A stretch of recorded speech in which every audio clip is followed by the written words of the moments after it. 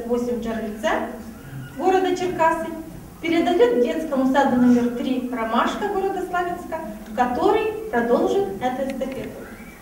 Хай наша пісня злітає до неба. Ми хочемо миру, війни нам не треба. Від сходу до заходу, вільна єдина, хай живе в мирі вся Україна.